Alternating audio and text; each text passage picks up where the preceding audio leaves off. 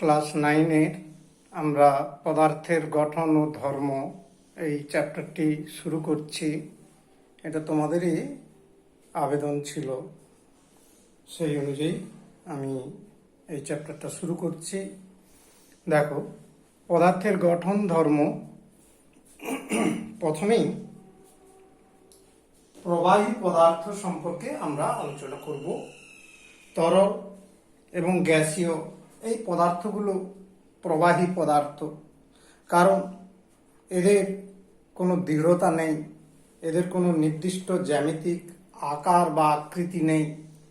যার ফলে কি হয় না, এই পদার্থগুলোর উপরে বাইরে থেকে যদি আমরা বল প্রয়োগ করি, অর্থাৎ বাইরের প্রযুক্ত বল যদি এই তরল বা বায়ু বা গ্যাসীয় পদার্থের মধ্যে যদি প্রয়োগ করা হয়, তাহলে এই তরল বা বায়ুর সংস্পর্শীয় তলে এই পদার্থগুলো কিন্তু প্রতিক্রিয়া বল ক্রিয়া করতে পারে না, অর্থাৎ প্রত্যাঘাত বল ক্রিয়া করতে পারে না।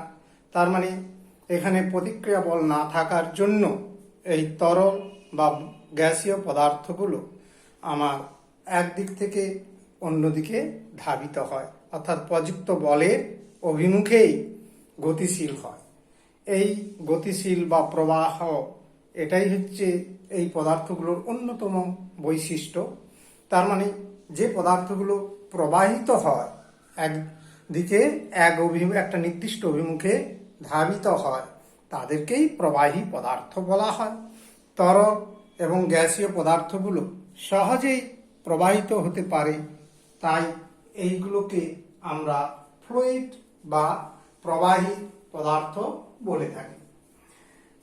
প্রবাহী পদার্থগুলোর নিজস্ব কোনো আকার বা জ্যামিতিক আকৃতি কিংবা দৃঢ়তা, কাঠিন্যতা না থাকার জন্য আমরা বললাম এই পদার্থগুলো বাইরের চাপ বা বাইরের কোনো বল যখনই ক্রিয়াশীল হয় এই পদার্থগুলোর উপরে, তখনই এরা কিন্তু প্রতিক্রিয়া বল না প্রয়োগ করায় এরা সেই প্রযুক্ত বলের অভিমুখেই গতিশীল হয়ে যায়।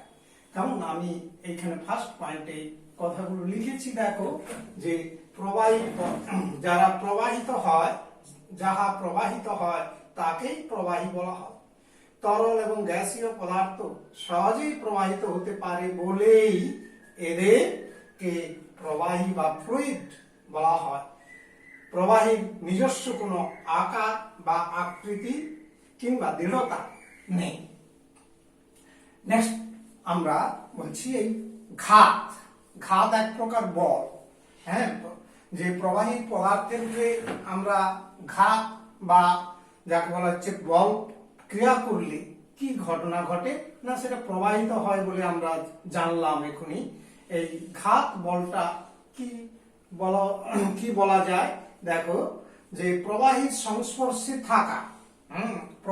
সংস্পর্শে থাকা তলের বা ক্ষেত্রফলের উপর প্রবাহী লম্বভাবে যে বল প্রয়োগ করে, অর্থাৎ কোনো প্রবাহী পদার্থ তার সংস্পর্শে থাকা যে তল বা সেই জায়গাটার উপর তথা ক্ষেত্রফলের উপর যে বলটা লম্বভাবে প্রযুক্ত করে, সেই বলকেই বলা হচ্ছে আমার ঘাত বল। তাহলে প্রবাহীর সংস্পর্শে থাকা কোনো তলের উপর প্রবাহী লম্বভাবে যে বল প্রয়োগ করে থাকে তাকেই প্রবাহী ঘাত বলা হয়। তাহলে ঘাত এক প্রকার ফোর্স বা বল। তাই আমরা তো জানি বল এক প্রকার কি, বল হচ্ছে ভেক্টর রাশি।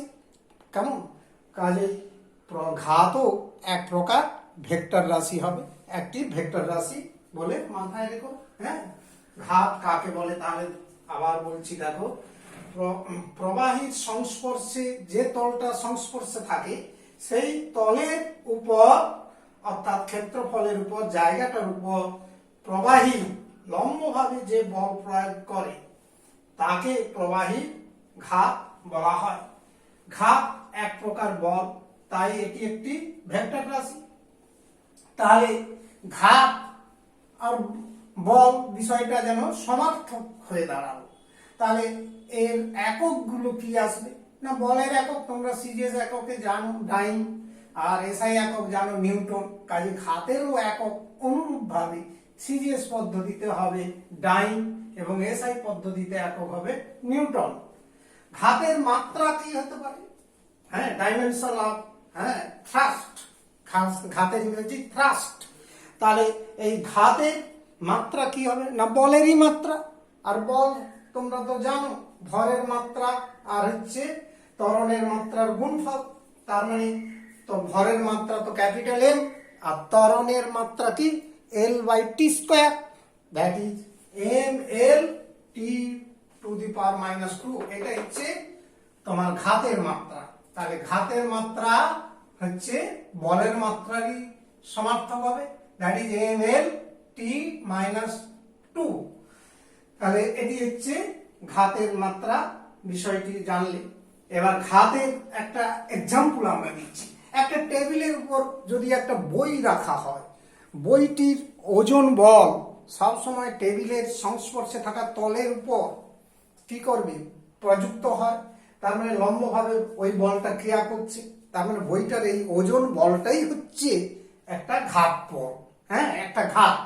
তার মানে এই উদাহরণটা আমি এখানে লিখেছি, দেখো এক টেবিলের উপর একটি বই রাখলে বইটির ওজন বল mg, হ্যাঁ বইটার ভর যদি m হয় আর অভিকর্ষণের ত্বরণ g, তাহলে mg মানে ওজন বল টেবিলের তলের উপর, তার মানে সংস্পর্শ তলের উপর, বই এবং টেবিলের সংস্পর্শ যে তল, সেই তলের উপর লম্বভাবে ক্রিয়া করছে কোনটা না, ওজন বলটা, বইটার ওজন বল।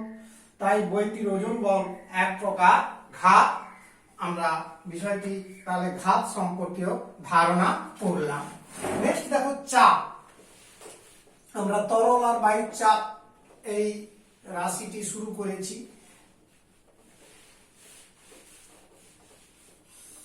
প্রেসার,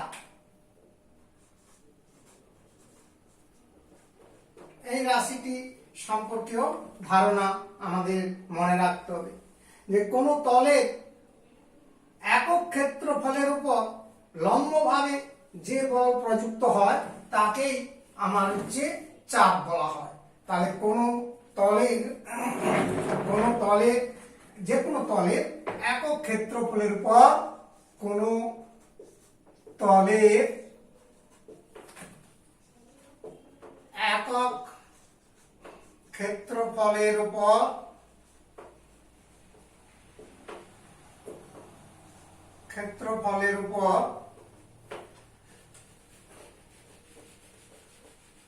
লম্বভাবে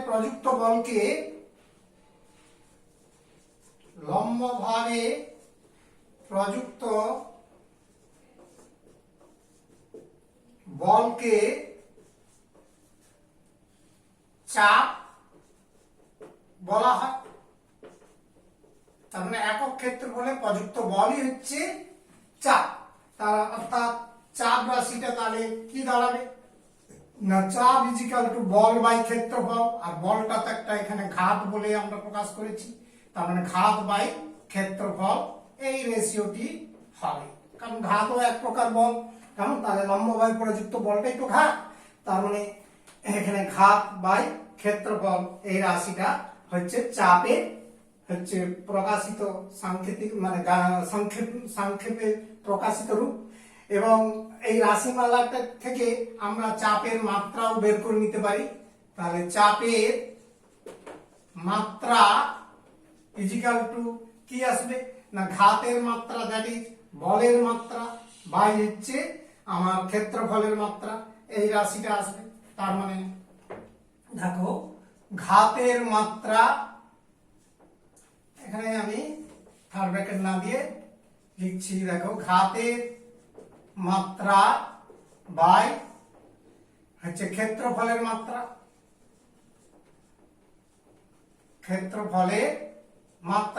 দ্যাট ইজ ঘাত মানে বলের মাত্রা আসছে, বলের মাত্রাটা কি না mL/T⁻², এটা হচ্ছে ঘাতের মাত্রা, এক্ষুনি আমরা করে এলাম। আর ক্ষেত্রফলের মাত্রা হচ্ছে দৈর্ঘ্যের বর্গ, এবং এটাকে সরলীকরণ দাঁড়ালে চাপের মাত্রাকে আমরা তৃতীয় বন্ধনী দিয়ে মাত্রাগুলোকে ডাইমেনশন গুলোকে প্রকাশ করে থাকি, এটা তোমরা অলরেডি শিখে গিয়েছো। এটাকে সরল করলে দাঁড়ায় এম এল -1 T⁻²। এই হলো তোমার চাপ রাশির মাত্রা। তাহলে দেখো চাপের মাত্রা বিষয়টি গেল। চাপের একক unit of pressure, that is চাপের একক। চাপ রাশির একক মানে ঘাতের একক বাই ক্ষেত্রফলের একক, তার মানে আমরা অলরেডি বলের একক বাই ক্ষেত্রফলের একক মানে দৈর্ঘ্যের স্কয়ারের একক বিষয়টি আসবে। তাহলে সিজিএস পদ্ধতিতে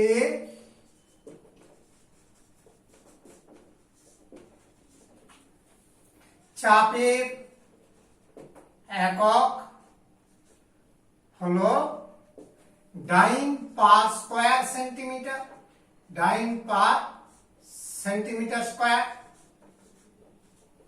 কেমন? এবং এসআই একক হলো নিউটন পার মিটার স্কয়ার। আমি সংক্ষেপে প্রকাশ করছি, নিউটন পার মিটার স্কয়ার। এটাকে আরেকটি রাশিতে প্রকাশ করা হয় পাস্কাল, PA পাস্কাল। হ্যাঁ, দ্যাট ইজ এই নিউটন পার মিটার স্কয়ার বা পাস্কাল একক বলা হয়। আবার দেখো 1 Pascal 1 Pascal is equal to, এটা থেকে আমরা এই ডাইন পার স্কয়ার সেমিতে যদি প্রকাশ করি, তোমরা নিশ্চিত জানো 1 নিউটন সমান 10⁵ ডাইন, আর 1 মিটার সমান 10 সেন্টিমিটার। তাহলে 10 এর স্কয়ার আসবে, তার মানে 10⁴। হ্যাঁ, দুবার আসছে দেখো। হ্যাঁ, 10 এর স্কয়ারের বর্গ, তার মানে এখান থেকে আসছে কত? সরল করলে দাঁড়াবে 10 দাঁড়াবে। কেমন? কারণ হচ্ছে মিটার আর সেন্টিমিটার, 1 মিটার সমান 100 সেন্টিমিটার, 10² তার মানে 10⁴। সরল করলে দাঁড়াবে কত না 10 এত ডাইন পার সেন্টিমিটার স্কয়ার। তাহলে সিজিএস এবং এসআই এককে চাপের দুটো এককের মধ্যে সম্পর্ক দাঁড়ালো যে 1 পাস্কাল সমান 10 ডাইন পার সেন্টিমিটার স্কয়ার। এই বিষয়টি আমরা আলোচনার মধ্যে আনলাম। এবার দেখো তোমার চাপ রাশিটি আমার লক্ষ্য করার বিষয়, এটা স্কেলার রাশি কেন বলা হয়? হ্যাঁ, চাপ একটি স্কেলার রাশি কেন না? কোন প্রবাহীর মধ্যে যে কোনো বিন্দুতে চাপ সব দিকে সমানভাবে ক্রিয়া করে, কারণ চাপের কোনো নির্দিষ্ট অভিমুখ নেই। কোন প্রবাহীর মধ্যস্থ যে কোনো একটা বিন্দুতে যদি কাউন্ট করে দেখো, হ্যাঁ, তার সেই বিন্দুতে একটা প্রবাহী আছে। মনে করো এইরকম পাত্রে কোন তরল পদার্থ ধরো রেখেছি, জল। তুমি এই বিন্দুতে যদি কাউন্ট করো, এইরকম একটা বিন্দুর কথা যদি চিন্তা করো, এই বিন্দুর এই পাশের দিকে যতটা চাপ ক্রিয়া করবে, অর্থাৎ এই তরল বিন্দুটা যতটা চাপ ক্রিয়া করবে, এদিকেও ততটা চাপ ক্রিয়া করবে, নিচের দিকেও ততটা চাপ করবে, উপরের দিকেও ততটা। অর্থাৎ ঊর্ধ্বচাপ, নিম্নচাপ, পার্শ্বচাপ, সব চাপের মান সমান হয়। অর্থাৎ এখানে কোনো চাপের মান কোনো নির্দিষ্ট অভিমুখের উপর কম বেশি হয় না, অর্থাৎ অভিমুখের উপর নির্ভর করে না। সেই জন্য আমরা বলতে পারি চাপ রাশিটি কেবল মান আছে, কিন্তু এর কোনো নির্দিষ্ট অভিমুখ নেই, অর্থাৎ এটা একটা স্কেলার রাশি। তাহলে চাপ রাশিটি হলো স্কেলার রাশি। তাহলে কেন না? প্রবাহীর মধ্যে যে কোনো বিন্দুতে, প্রবাহীর মধ্যে যে কোনো বিন্দুতে, যে কোনো একটা বিন্দুতে আমার হচ্ছে চাপের মান সব দিকে সমানভাবে ক্রিয়া করে। হ্যাঁ, বিন্দুতে সব দিকে সমানভাবে চাপ ক্রিয়া করে থাকে, অর্থাৎ চাপে কোনো নির্দিষ্ট অভিমুখ নেই, নির্দিষ্ট অভিমুখ বা দিক নেই, কেবল ইহার মান আছে। তাই চাপ একটি স্কেলার রাশি।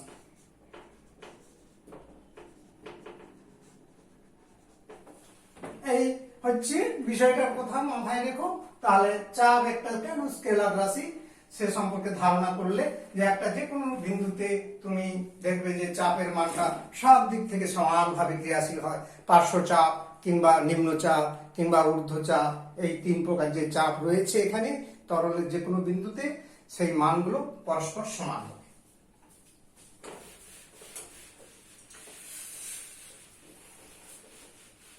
চাপের নির্ভরশীলতা। চাপে কোন কোন রাশির উপর নির্ভর করে?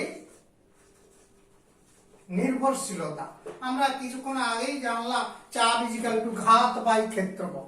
তাহলে দুটো রাশির উপর নির্ভর করে, একটা ঘাত বা বলের উপর নির্ভর করে, আরেকটা হচ্ছে ক্ষেত্রফলের উপর নির্ভর করে। তাহলে চাপ সমান ঘাত বা বল বাই ক্ষেত্রফল। ঘাতের মান যত বাড়বে, অর্থাৎ বলের মান যত বেশি হবে, প্রযুক্ত বলের মান, তত চাপের মান বাড়বে। আর ক্ষেত্রফল যত বেশি হবে চাপের মান কমে যাবে। এই বিষয় তাহলে চাপ দুটো রাশির উপর নির্ভর করে। আমার হচ্ছে প্রযুক্ত বলের উপর নির্ভর করে। চাপ দুটি রাশির উপর নির্ভর করে, যথা নাম্বার 1 প্রযুক্ত বলের উপর। প্রযুক্ত বলের উপর নির্ভর করে কিভাবে? না, বল যত বৃদ্ধি পায়, প্রযুক্ত বলের মান বৃদ্ধিতে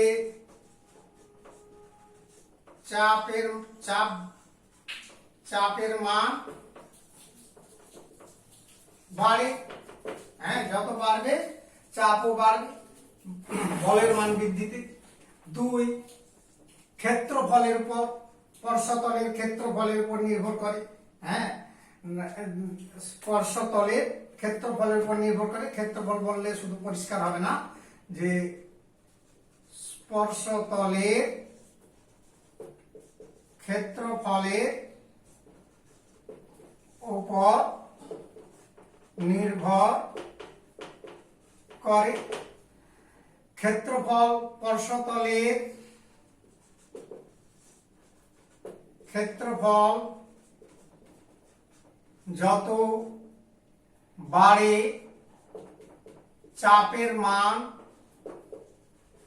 তত হ্রাস পায়, তত কমে যায়।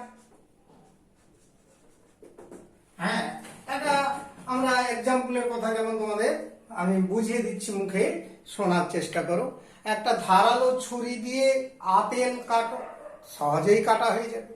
আর একটা ভোঁতা ছুরি দিয়ে যদি একটা আপেলকে কাটা হয়, তাহলে কিন্তু সহজে আপেলটি কাটা যায় না। তাহলে কেন না, ধারালো ছুরি এবং আপেলের স্পর্শতলের ক্ষেত্রফল কম জায়গা জুড়ে থাকে, যার ফলে প্রযুক্ত বলের মান বেশি হয়, সেই জন্য আপেলটি সহজে কেটে যায়। কিন্তু ভোঁতা ছুরির স্পর্শতল, আপেলের সঙ্গে যে স্পর্শতল, সেই পরিমাণটা কি হবে, তার ক্ষেত্রফলটা বেশি হয়। সেই স্পর্শতলের ক্ষেত্রফল বেশি হওয়ার জন্য প্রযুক্ত বল কম হয়, অর্থাৎ প্রযুক্ত বলের মান কমে যায়, যার ফলে হচ্ছে সহজে ফলটা কাটা যায় না, আপেলটা কাটা যায় না। আর দেখো, এটা একটা উদাহরণ বা এক্সাম্পল হিসাবে তোমরা তৈরি করে রাখতে পারবে, যে যেমন দেখাও এই দুটো নির্ভরশীলতার উপর কিভাবে চাপের মান প্রভাবিত হয় প্রযুক্ত বল এবং ক্ষেত্রফলের উপর, তাহা একটি উদাহরণ দিয়ে বোঝাও। সেক্ষেত্রে আমরা এই একটা উদাহরণ, যে কোনো উদাহরণ এরকম তুমি দিতে পারবে। যেমন ধরো, হ্যাঁ, পাথর বিছানো রাস্তাতে যদি হাঁটতে থাকি তাহলে কিন্তু আমাদের পায়ে খুব লাগে। কেন না, ওখানে পাথরের সূচালো মুখ আর আমাদের পায়ের স্পর্শতলের ক্ষেত্রফল খুবই কম, যার ফলে হচ্ছে কি না চাপ বেশি প্রয়োগ হয়, তাই পায়ে বেশি লাগে। আবার মসৃণ রাস্তা দিয়ে যখন হেঁটে যাই তখন কিন্তু আমাদের রাস্তা এবং পায়ের স্পর্শতলের ক্ষেত্রফল অনেক বেশি হয়, ফলে প্রযুক্ত চাপ কম হয়, তাই সেক্ষেত্রে পায়ে লাগে না। হ্যাঁ, এটা এরকম অনেক উদাহরণ তোমরা পাইতে পারবে। একটি ধারালো ছুরি দিয়ে একটি আপেল, বা তোমার খুশি মতো যে কোনো একটা ফলের নাম বলবে, একটি আপেলকে সহজে কাটা যায়, কিন্তু একটি ভোঁতা ছুরি দিয়ে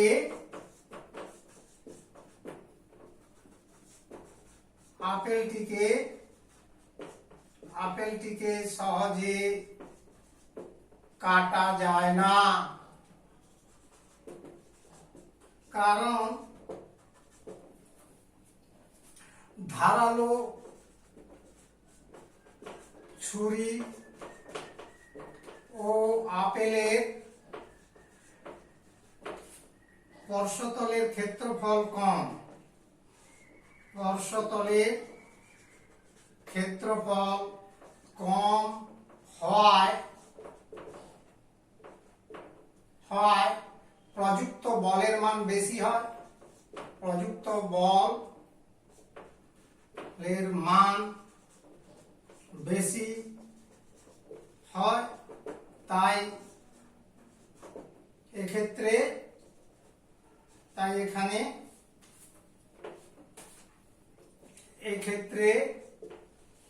আপেলটি সহজে কাটা যায়,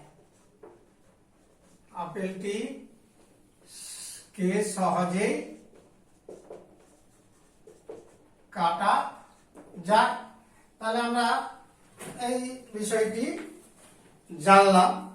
এবার একটা তরলের যে কোনো নির্দিষ্ট, তরলের ভেতরে যে কোনো একটা নির্দিষ্ট বিন্দুতে প্রযুক্ত চাপের মান, অর্থাৎ প্রবাহীর দ্বারা প্রযুক্ত চাপের মান, সেই রাশিমালাটি আমরা নির্ণয় করব। তার আগে আমি ছবিটা এঁকে তোমাদের একটু বোঝা।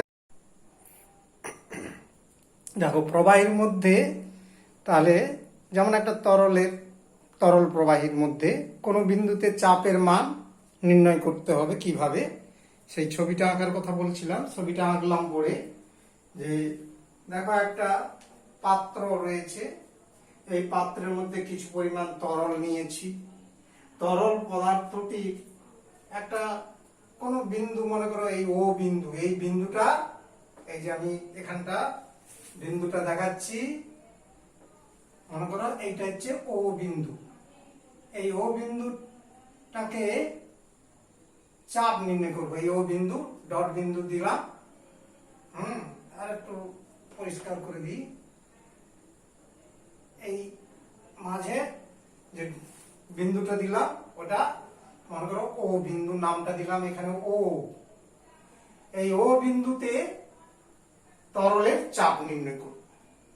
তাহলে পরিষ্কার বুঝতে পারলে, একটা পাত্রের মধ্যে তরল পদার্থ যেমন জল নিলাম, সেই জলের এই উপরিতল থেকে এই ভেতরে, তরলের ভেতরে ও বিন্দুতে একটা নিয়েছি।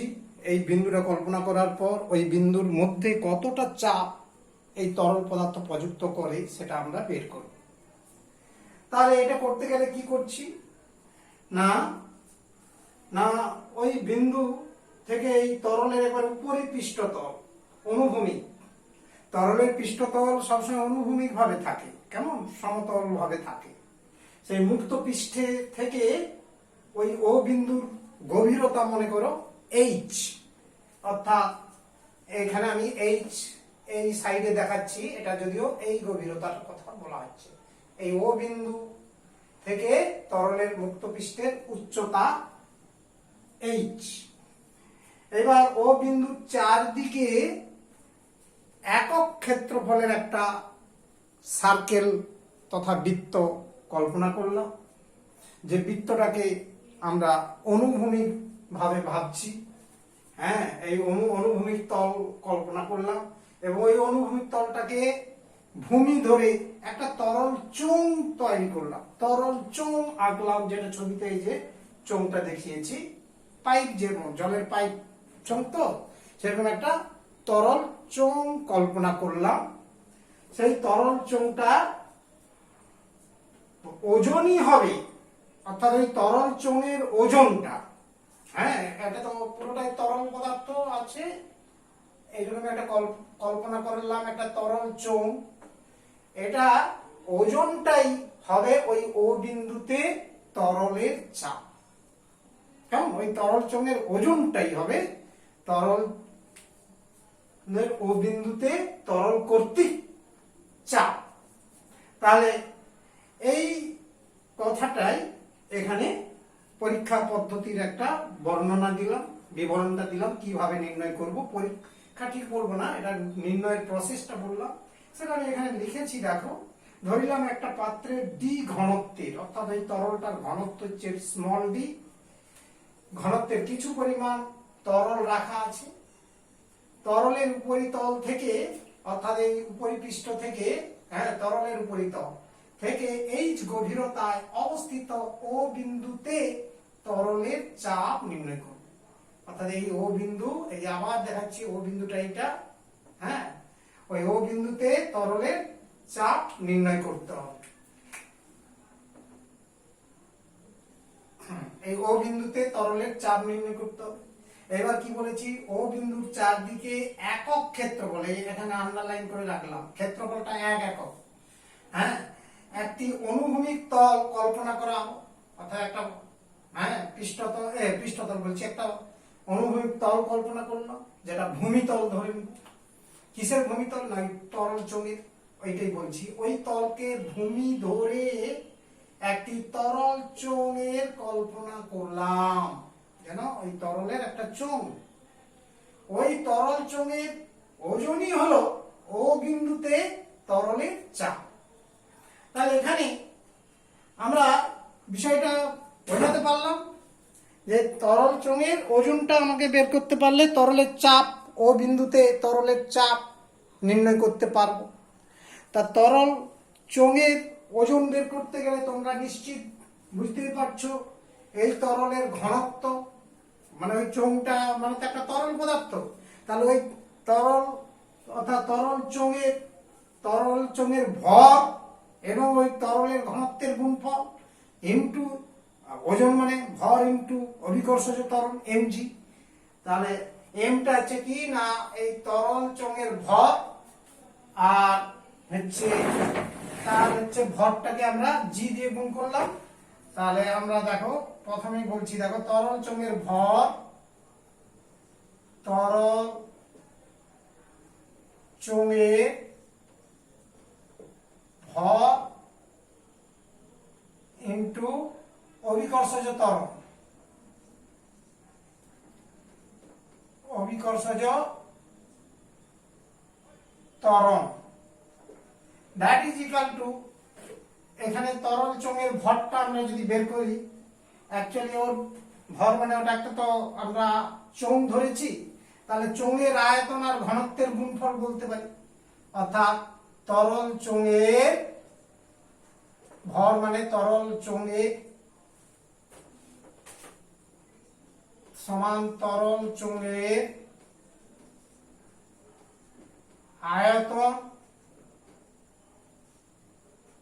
ইনটু তরলের ঘনত্ব, আয়তনকে ঘনত্ব দিয়ে গুণ করলে ভর আসবে, কেমন? এটা প্রথম রাশিটার মান ইনটু অভিকর্ষজ ত্বরণ হচ্ছে জি, স্মল জি সমান অভিকর্ষজ ত্বরণ, দ্যাট ইজ তরল চোঙের আয়তন। তা চোঙের আয়তন তোমরা তো জানো, ভূমিতলের ক্ষেত্রফল ইনটু উচ্চতা, এটা তোমরা শিখবে, এটা হ্যাঁ তোমরা পরিমিতি অঙ্ক করতে গিয়ে শিখবে। তার মানে তরল চোঙের ক্ষেত্রফল ভূমিতলের ক্ষেত্রফল ইন্টু, দেখো চোঙের তরল চোঙের ভূমির ক্ষেত্রফল ইন্টু চোঙের ওই তরল চোঙের উচ্চতা। এখানে উচ্চতা না বলে আমরা গভীরতা বললে আরো ভালো আসবে, হ্যাঁ, অথবা যে উচ্চতাও কথাটা বলা যায়, কেমন? তরল চোঙের উচ্চতা, এটা হচ্ছে আয়তন রাশিটার মান ইন্টু তরলের ঘনত্ব ইন্টু জি, আর জি সমান অভিকর্ষ তল, দ্যাট ইজ ইকুয়াল টু, আমরা ক্ষেত্রফল কত ধরেছি 1 একক, এই যে ক্ষেত্রফল সমান 1, তার মানে 1 ইন্টু চোঙের উচ্চতা কত h, তরলের ঘনত্ব কত d ধরেছি, ইন্টু জি, তার মানে HDG সমান HDG, এই রাশিটার গুণফল হলো h ইন্টু d ইন্টু জি। তাহলে এইটাই হচ্ছে তরল চোঙের ওজন। অতএব ও বিন্দুতে তরলের চাপ তরল কর্তৃক কতটা চাপ হবে না, ওর উচ্চতা ইন্টু, তথা এখানে বলতে পারি তরলের মুক্ত পৃষ্ঠ, দ্যাট ইজ উপরিতল থেকে, হ্যাঁ, ওই বিন্দুর গভীরতা ইন্টু তরলের ঘনত্ব ইন্টু অভিকর্ষজ ত্বরণ, অর্থাৎ h ইন্টু d ইন্টু জি, এই রাশিটা এসে গেল। তার মানে তরলের চাপ P ইজ ইকুয়াল টু, যদি ধরি P is equal to h d g, এই রাশিমালাটাই তোমাদের মনে রাখতে হবে, কেমন? ঠিক আছে, তাহলে আমরা সুতরাং কোন বিন্দুতে তরলের চাপ সমান, হ্যাঁ, ওই বিন্দুর গভীরতা ইন্টু তরলের ঘনত্ব ইন্টু অভিকর্ষ ত্বরণ, এই রাশিমালাটি আমরা শিখে গেলাম। তাহলে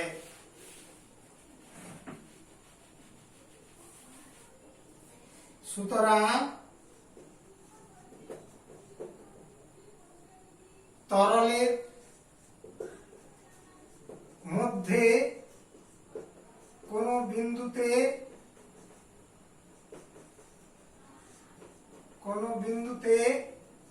তরলের চাপ ইজ ইকুয়াল টু, তোমার এই হচ্ছে কি না, ওই বিন্দুর গভীরতা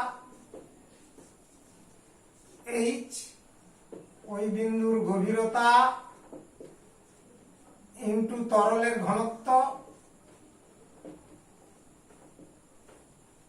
ইন্টু অভিকর্ষজ ত্বরণ, তাহলে এই রাশিমালাটি আমরা তরলের চাপ নির্ণয়ের তথা প্রবাহীর চাপ নির্ণয়ের রাশিমালা আমরা নির্ণয় করতে পারলাম।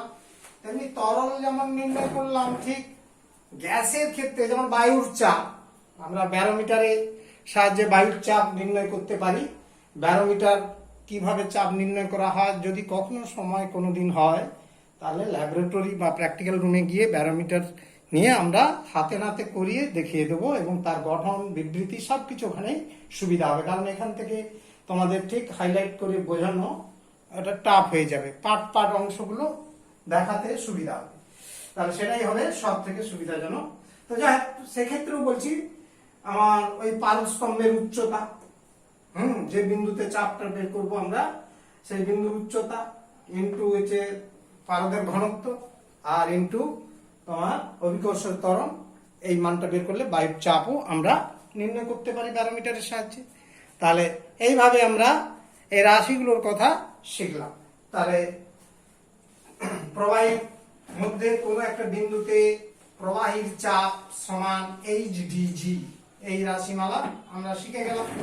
এবার তরলের চাপের প্রকৃতি, প্রবাহী বা তরলের চাপের বৈশিষ্ট্য, প্রকৃতি বা বৈশিষ্ট্য, এই বিষয়গুলো আমাদের একটু মনে রাখতে হবে এবং শিখতে হবে, তোমাদের খুব ভাবতে হবে। যে তরল যে কোনো বিন্দুতে 3 প্রকার চাপ দেয়। 3 রকমের চাপ হতে পারে, ঊর্ধ্বচাপ, নিম্নচাপ এবং পার্শ্বচাপ। তাহলে তরল ঊর্ধ্বচাপ, হ্যাঁ, নাম্বার এ, তরল বা প্রবাহী ঊর্ধ্বচাপ, নিম্নচাপ ও পার্শ্বচাপ ক্রিয়া করে। সব সময় এই 3 প্রকার চাপ দিতে পারে। এটা একটা ভাইটাল পয়েন্ট হিসাবে মাথায় রাখতে হবে। সেকেন্ডলি, দ্বিতীয়, যে স্থির তরল মানে তরলটা যেন আন্দোলিত না হয়, নাড়াচড়া না হয়, নড়াচড়া বা যাকে বলেছে আন্দোলিত যদি না হয়, সেই তরলটা আমরা বলছি স্থির তরলে। হ্যাঁ, নাহলে কিন্তু যদি আন্দোলিত হয়, তরলটা যদি নাড়াচড়া করে, গতিশীল থাকে, তাহলে কিন্তু চাপের মানটা ফ্লেক্সিবল হবে, অর্থাৎ পরিবর্তনশীল। হ্যাঁ, সেক্ষেত্রে আমরা বলতেছি যে স্থির তরলের মধ্যে কোনো বিন্দুতে যে কোনো বিন্দুতে, যে কোনো একটা ভেতরের যে কোনো বিন্দুতে তরল সব দিকে সমান চাপ প্রয়োগ করে। বিন্দুতে তরল সব দিকে সমান চাপ ক্রিয়া করে, না প্রয়োগ করে বললে শুনতে আরো ভালো লাগবে। তরলই তো চাপ প্রয়োগ করবে, প্রবাহী চাপ প্রয়োগ করে। সব দিকে সমান চাপ প্রয়োগ করে মানে ঊর্ধ্বচাপ, নিম্নচাপ, পার্শ্বচাপ, এই চাপগুলোর মান যে কোনো একটা বিন্দুতে, হ্যাঁ, ওই বিন্দুতে 3 প্রকার যে চাপ ক্রিয়া করবে, 3 প্রকার চাপের মানই একই দাঁড়াবে। প্রত্যেকটা মান পরস্পরের সমান হবে। তার মানে এখানে চাপগুলো আলাদা হবে না। এটা একটা বইয়ে পরীক্ষা দেওয়া আছে, দেখবে। হ্যাঁ, রাবারের মধ্যে একটা ফানেলকে যুক্ত করে তার মুখে একটা দেখবে একটা হচ্ছে পর্দা, রাবারের একটা পর্দা যোগ করার পর ওই রাবারের একটা টিউব দিয়ে, হ্যাঁ, আমি আবার বলছি, দেখো, একটা কাঁচের ফানেল নিয়ে নেবে, নিয়ে আমরা নিজেরাই এটা করে নিতে পারি, হাতে নাতে কাজ করে দেখাতে পারি যে একটা ফানেলকে আমরা যদি নিয়ে নিই, এইরকমই নিয়ে এতে হচ্ছে রাবারের একটা টিউব লাগিয়ে, টিউবটাকে নিয়ে, রাবার তো যেদিকে খুশি বাঁকানো যাবে, নিয়ে কি করতে হবে না, একটা কাঁচ নলের সঙ্গে ফিট করতে হবে। একটা কাঁচ নল, এটা একটা কাঁচ নল, এই কাঁচ নলে আটকে রাখাবো। এবার এর গায়ে একটা স্কেল দাগ কাটা থাকবে, হ্যাঁ, একটা পিছনে একটা স্কেল ফিট করা থাকবে।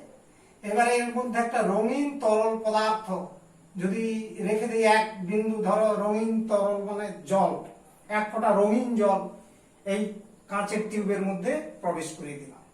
এবার এই ফানেল এবং এর মুখে তো একটা রাবারের পর্দা আছে। হ্যাঁ, একটা পাত্র, বিকারে, মনে করো বড় বিকারে তুমি জল ভর্তি আছে কি অন্য কোনো তরল পদার্থ, যে তরলটাই নিতে পারো, যে কোনো তরল পদার্থের মধ্যে এটাকে ডুবিয়ে রাখবে। ডুবিয়ে রাখলে এইদিকে একটা তরলটা কি করবে না, এই রাবারের উপরে একটা চাপ দেবে, তার মানে এই অভিমুখে চাপটা ক্রিয়া করলো তরলটা। তখন ওই চাপের ফলে কি হবে, এই তরল, এই হচ্ছে যে রঙিন যে জলের ফোঁটাটা তখন ওই দিকে সরে যাবে, অর্থাৎ ডান দিকে সরে যাবে। কতটা সরলো দেখবে, তার থেকে হ্যাঁ চাপের একটা মান পাওয়া যাবে।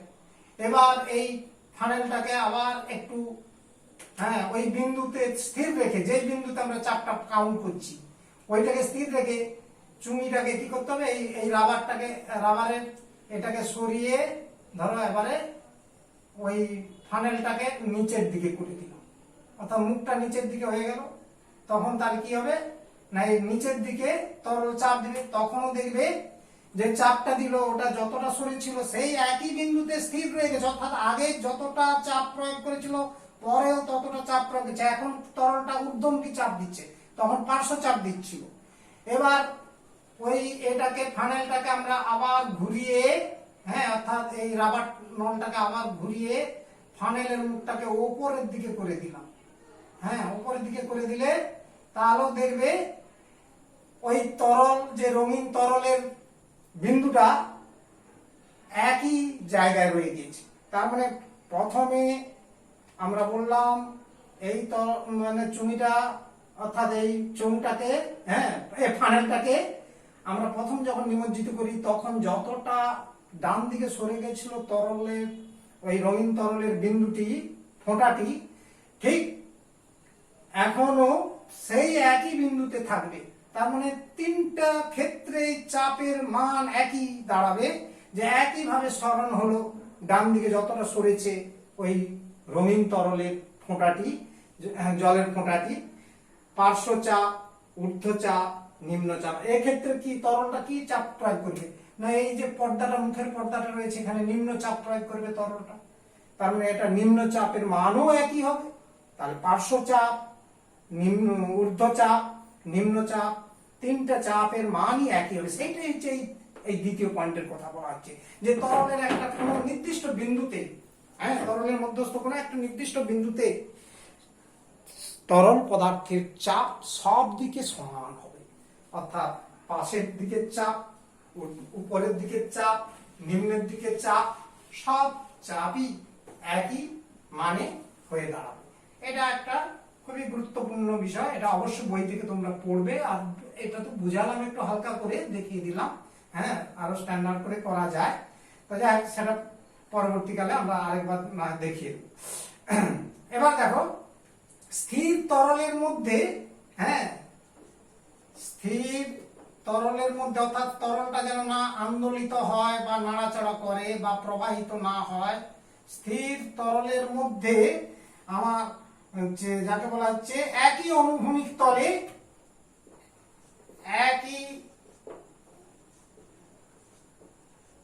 অনুভূমিক তলে, অনুভূমিক তল মানে কি সমতল, আমরা যে ভূমিটা আছে তার সমতলে অনুভূমিক হরাইজন্টাল হবে, হ্যাঁ সব বিন্দুতে চাপ সমান হবে।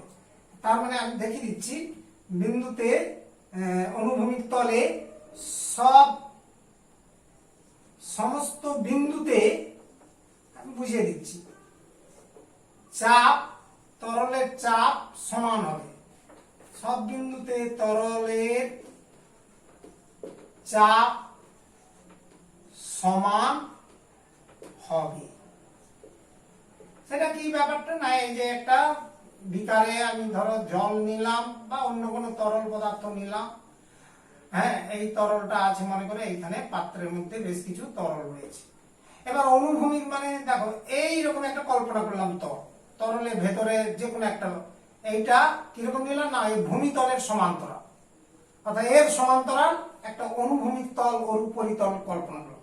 এখানে যতগুলো বিন্দু আছে, অসংখ্য বিন্দু, প্রত্যেকটা বিন্দুতে চাপের মানটা একই হবে। অর্থাৎ একই অনুভূমিক তলে তরলের চাপের মান প্রতিটি বিন্দুতে একই হবে। হ্যাঁ অনুভূমিক তলে অবস্থিত যতগুলো বিন্দু পাওয়া যাবে সব বিন্দুতেই তরলের চাপের মান সমান হবে। হ্যাঁ এটা একটু মাথায় রাখতে হবে তোমাদের। নাম্বার বি, যে তরলের গভীরতা যত বাড়বে, হ্যাঁ তত হচ্ছে চাপের মানও বৃদ্ধি পাবে। তার মানে কোন তরলের গভীরতা যত বাড়ে তরলের চাপ তত বৃদ্ধি পায়। অর্থাৎ চাপ যদি পি বলি আর গভীরতা যদি এইচ বলি, এরা পরস্পর সমানুপাতিক, এটা সমানুপাতিক চিহ্ন। তার মানে পি ভাইজেস এইচ, এই ফর্মুলাটা আমরা ভেবে রাখতে পারি। এটা বন্ধনীর মধ্যে দিয়ে দিলাম, পি হচ্ছে চাপ আর এইচ হচ্ছে গভীরতা। কি কথাটা বললাম না, এই ধরো বিকারের মধ্যে বা কোনো জলাশয়ের কোথাও ভাবতে পারো, তার গভীরতা যত বাড়বে, ধরো এইখানে তরল আছে, এই উচ্চতার তরল আছে। এবার এই বিন্দুতে আমরা চাপের মানটা যদি P1 হয়, এই বিন্দুতে যদি চাপের মান P2 হয়, আরো নিচের দিকে একটা বিন্দুতে চাপের মান যদি আমরা P3 নিই, তাহলে কি হবে, পরপর চাপের মানটা বাড়বে। অর্থাৎ যত গভীরতা বাড়বে তত নিচের দিকে তরলের চাপ বাড়বে। কেন না, ওই বিন্দু থেকে ঠিক তরল চোঙের কল্পনা করো, এটা যতটা চোঙ হবে পরেরটা কি হবে, আরো বড় চোঙ হবে, তৃতীয়টা আরো বড় চোঙ হবে, চতুর্থ আরো বড় চোঙ হবে। আর যত বড় চোঙ হবে সেই তরল চোঙের ওজনগুলো কি হবে, অনেক বাড়তে থাকবে। সেই জন্য চাপের মানও বাড়তে থাকে উচ্চতা বৃদ্ধিতে। এটা পয়েন্টিং করে বিশেষ করে এই বৈশিষ্ট্যগুলো তোমাদের মনে রাখতে হবে। হ্যাঁ, তারপর দেখো তরলের চাপ, যে তরলের চাপ তরলের ঘনত্বের উপর নির্ভর করে। তরলের ঘনত্বের উপর নির্ভর করে, এটাও একটা গুরুত্বপূর্ণ কথা, যে ঘনত্ব, তরলের ঘনত্ব কিরকম নির্ভর করে না, তরলের ঘনত্ব যত বাড়ে, হ্যাঁ, উহার চাপ অর্থাৎ ওই তরলের চাপ তত বৃদ্ধি পায়, সমানুপাতিক সমহারে বাড়ে। অর্থাৎ আমি একটা সমীকরণ দ্বারা আবার গাণিতিক বলতে পারি, গাণিতিক ফর্মুলায় P ভারাইজেজ D, ডিটা ঘনত্ব ডেনসিটি, হ্যাঁ, যে চাপ সমানুপাতিক হবে তরলের ঘনত্ব, এটাও একটা বিষয় মাথায় রাখতে হবে। এবার দেখো নেক্সট নাম্বার 1, আরো একটা আমি বলছি, 6টা আমি প্রায় বৈশিষ্ট্য 6-7টা বলছি, সেগুলো একটু মাথায় রাখতে হবে, তোমাদের মনে রাখতে হবে। একটা আগে লিখে দিচ্ছি, তারপরে বিষয়টা আসছি, যে বিভিন্ন রকম পাত্র রয়েছে, বিভিন্ন পাত্রের, হ্যাঁ, বিভিন্ন রকম পাত্রের তলদেশের ক্ষেত্রফল অর্থাৎ তলার ক্ষেত্রফল, তলদেশের ক্ষেত্রফল এবং ওর হচ্ছে উচ্চতা, তার মানে গভীরতা, কার, তরলের, তরলের গভীরতা, ওই পাত্রগুলোতে যে তরল রয়েছে গভীরতা সমান যদি হয়, এটাও বুঝিয়ে দিচ্ছি তোমাদের, যে এদের গভীরতা যদি সমান হয় তাহলে প্রতি ক্ষেত্রে তলদেশে ঘাতও সমান হবে, হলে প্রতি ক্ষেত্রে তরলের ঘাত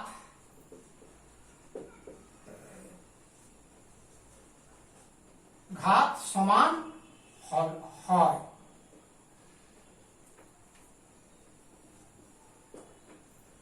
এই কথাটা আমি তোমাদের বোঝাচ্ছি, তার মানে এই ঘাত তরলের, হ্যাঁ, পরিমাণের উপর নির্ভর করে না, অর্থাৎ তরলের এই ঘাত তরলের পরিমাণের উপর নির্ভর করে না, ঠিক চাপও তাহলে একই হবে, তরলের পরিমাণ, কত পরিমাণ তরল আছে তার উপর নির্ভর করে না, এটা খুবই মনে রাখার বিষয়, নির্ভর করে না। বুঝিয়ে দিচ্ছি, দেখো ধরো একটা রয়েছে, ধরো ত্রিভুজ আকারের একটা পাত্র নিয়েছি আমরা, কনিক্যাল ফ্লাক্সে যেমন দেখতে, তার মধ্যে এইরকমই, এইটাতে, হ্যাঁ, একটা কনিক্যাল ফ্লাক্সে আমি জল নিয়েছি, এই এতটা জল, কি অন্য তরল পদার্থ নিলেও হবে, এর উচ্চতা মনে করো H, আর এই তলদেশের ক্ষেত্রফল, এই তলদেশের ক্ষেত্রফল মনে করো এই। আবার একটা বিকার নিয়েছি, এই যে বিভিন্ন টাইপের পাত্র নিয়েছি তার মধ্যে বিকার, এতেও আমি তরল নিয়েছি, তোমরা লক্ষ্য করলে বুঝতে পারবে এর পৃষ্ঠতলের ক্ষেত্রফল, তলদেশের ক্ষেত্রফল মনে করো একই, মানে A, তার মানে এর থেকে এখানে জলের পরিমাণটা বেশি রয়েছে, অর্থাৎ তরলের পরিমাণটা বেশি রয়েছে, কিন্তু এই উচ্চতাটা ধরে নাও একই, অর্থাৎ H, তার মানে এখানেও উচ্চতা H রয়েছে আর এখানেও H রয়েছে, কিন্তু তরল বিভিন্ন পরিমাণ রয়েছে, এখানে কম পরিমাণ তরল, এখানে বেশি পরিমাণ তরল। তোমার এর ঘাত যত হবে ওরও ঘাত তত হবে। অর্থাৎ মনে করো এর ঘাত তোমার হচ্ছে টি, তাহলে এরও ঘাত হবে টি। দ্যাট ইজ এরও চাপ যদি পি হয়, এর ক্ষেত্রেও চাপ হচ্ছে পি। এটা সমোচ্চশীলতার ধর্ম, তরলের সমোচ্চশীলতার ধর্ম। তার মানে এই ধরনের হিসাবটা মাথায় রাখতে হবে। এটা উচ্চতার উপর নির্ভর করে আর তলদেশের ক্ষেত্রফলের উপর নির্ভর করে। এই দুটো মান যদি একই থাকে তাহলে বিভিন্ন পরিমাণ তরল থাকলেও প্রত্যেক ক্ষেত্রে তরলের ঘাতের মান একই হবে। একই পরিমাণ ঘাত থাকে, আর একই পরিমাণ ঘাত থাকার অর্থ সবগুলো সমোচ্চশীলতা থাকে, অর্থাৎ একই উচ্চতায় থাকে। এটা তরলের একটা সমোচ্চশীলতার ধর্ম। আর এই ধর্মকে কাজে লাগিয়ে আমরা নেক্সটে আলোচনা করে আরো ডিটেলসে তোমাদের দেখাবো যে এই সমোচ্চশীলতার ধর্মের জন্য আমরা জল প্রবাহের ক্ষেত্রে জলের প্রয়োগ আমরা বিভিন্নভাবে জলকে এখান থেকে ওখানে পাঠানোর জন্য বিভিন্নভাবে প্রয়োগ করেছি। সেটাও তোমরা দেখতে পাবে।